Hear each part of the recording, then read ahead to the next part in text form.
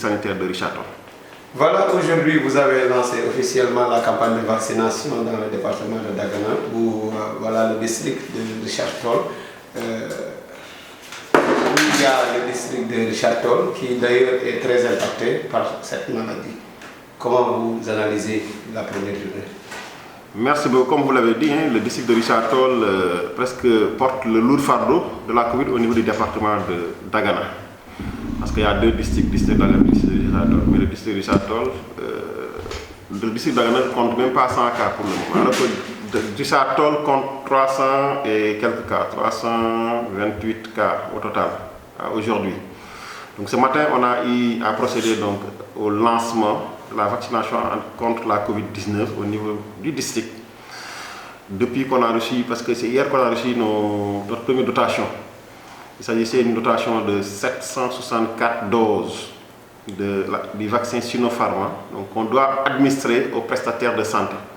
Nous avons tenu à faire un lancement avec les autorités locales, que ce soit l'autorité administrative et l'autorité territoriale.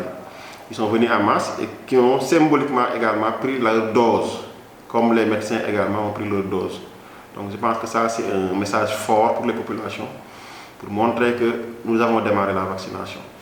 Maintenant, en premier lieu, nous allons vacciner notre personnel sanitaire, parce que c'est ce personnel-là qui est au devant donc, du combat. Il doit être protégé. En deuxième phase, maintenant, nous allons cibler le reste de la population prioritaire. On appelle population prioritaire.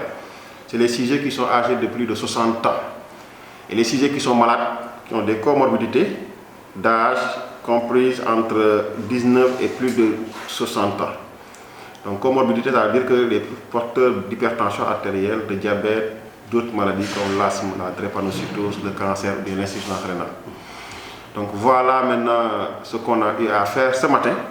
Et nous osons espérer que d'ici quelques jours, peut-être, on aura l'impact de cette vaccination au sein des populations. Parce que l'objectif, c'est une couverture au moins vaccinale de 90% des populations. Mais il y a des étapes. D'ici au moins le mois de juin, les 20% de cette population cible doivent être vaccinés.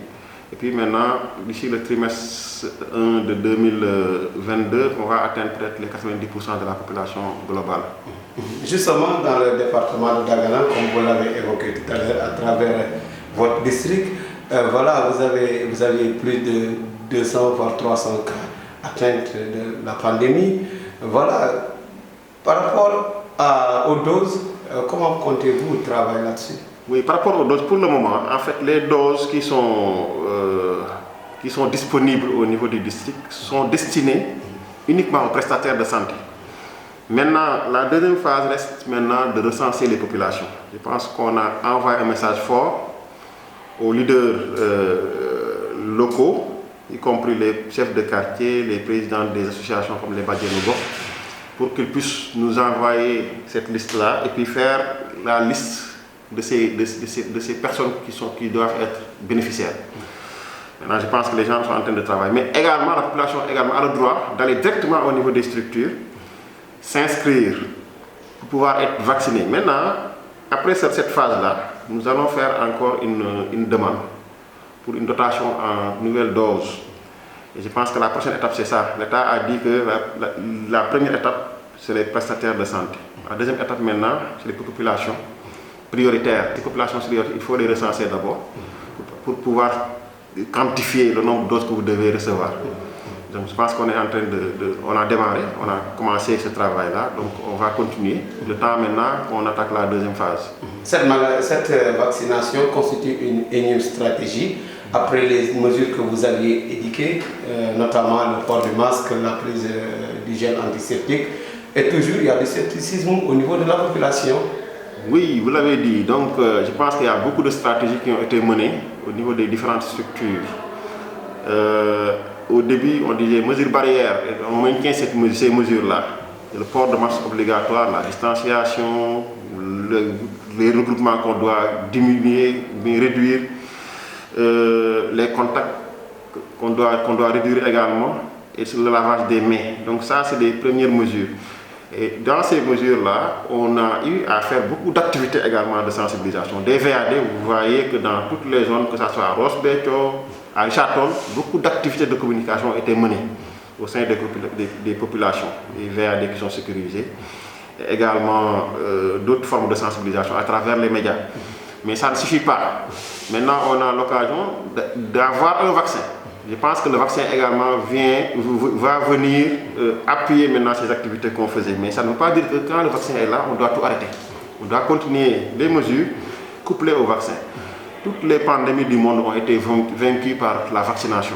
Et nous espérons également que cette fois-ci, ça sera la bonne également. Parce que dans d'autres pays, nous voyons une baisse des cas depuis qu'ils ont commencé la vaccination. L'exemple de l'Israël est là, l'exemple d'autres pays arabes sont là également. Maintenant, il faut continuer à sensibiliser. Je sais que les gens ont lancé aujourd'hui le tempo parce que rien que l'autorité qui s'est vaccinée, l'autorité sanitaire qui s'est vaccinée, les autorités administratives, les notables, extra, ils ont donné l'exemple. Je pense que ça montre que le vaccin là, c'est un vaccin sûr et efficace. Toutes les zones d'ombre là que les gens essayent d'évoquer, en fait, c'est de la désinformation. Parce que je pense qu'au Sénégal, il y a un comité qui a été mis en place, un comité national, où vraiment qui regroupe des experts. Et ces experts-là se sont attelés à travailler là-dessus et ils ont validé. C'est pourquoi tout le monde, mais rien que le ministre de la Santé a donné l'exemple. Le président de la République va donner l'exemple aujourd'hui, va se vacciner aujourd'hui à 16h. Donc ça veut dire que vraiment tout le monde doit être vacciné. Et vous-même, vous avez donné l'exemple? Moi, je me suis vacciné en premier lieu. Après le préfet, je me suis vacciné. J'ai pris ma dose. Donc tous les docteurs qui sont là ont pris leur dose également. Donc le docteur Sow, de Rosbeck, etc. Tout le monde a pris leur dose. Donc je pense que ça, c'est un exemple fort. Et également, même les hommes politiques qui étaient là au conseil des collectivités territoriales ont pris sa dose, conseil départemental, etc. Ils ont tous pris leur dose. Maintenant, quand vous prenez la première dose, d'ici 3 semaines, vous devez repasser pour prendre la deuxième dose. Et comme ça, vous pouvez être immunisé et vous protéger les autres. Aujourd'hui, quelle est la situation qui prévaut dans le district de Richard Toll? Donc la situation, bon, il faut dire qu'il y a 2 phases. Il y a la première phase qu'on appelait la première vague, où on avait enregistré 76 cas au total au niveau du district. Maintenant, lors de la deuxième vague, quand même, nous avons été vraiment impactés parce qu'on a enregistré beaucoup de cas. Et cette deuxième vague a démarré au mois de décembre. Plus précisément, le 3 décembre, on a commencé à enregistrer des cas. Et ces cas ont été répartis partout donc, au niveau du district, mais les communes les plus impactées, c'est la commune de Richard Toll et la commune de Rosbeck. Donc au total, nous avons 326 cas au total. Sur les 326, vous avez vu que les 76 cas étaient à la première vague. Donc il y a des 200 et quelques cas qui étaient enregistrés lors de la deuxième vague. Donc ce qui fait que vraiment la vaccination est la solution qu'on pense la meilleure pour pouvoir maintenant bouter cette maladie hors de nos frontières.